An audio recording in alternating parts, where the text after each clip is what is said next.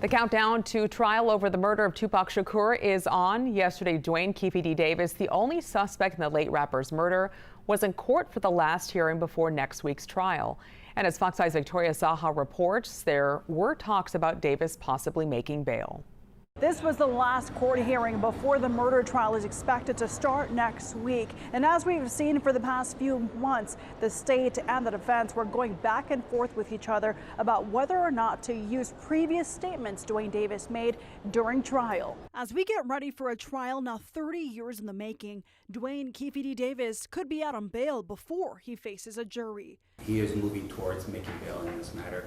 He would be requesting of the court time to allow him to be able to bail out. The state didn't agree, but the judge says otherwise. If Mr. Davis were to bail out tomorrow or in the middle of trial, that wouldn't affect anything from the evidence perspective or how the trial is conducted.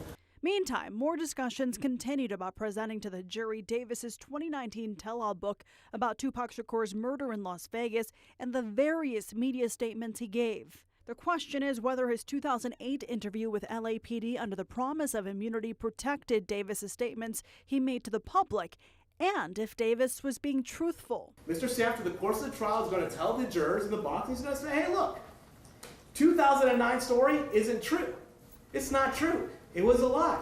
When he told it on the BET Chronicles, that was a lie. When he wrote it in the book, that was a lie. He is going to celebrate the notion that Mr. Davis broke the contract in 2008 and equity says we can't say anything about it? As a point, if the federal government is saying you will never be prosecuted for this, so whatever you tell us remains with us and won't be used in the future, like literally that's what is said to him, isn't that extinguishing his rights to remain silent? I think there is a fundamental fairness problem here. And so the court can still make that ruling. The judge will review the media interviews ahead of the trial. That trial is expected to last at least 4 weeks. I'll be covering it from the Regional Justice Center and from Fox 5. And every week I'll be bringing you up to speed on the key moments from the trial from our Fox 5 podcast room.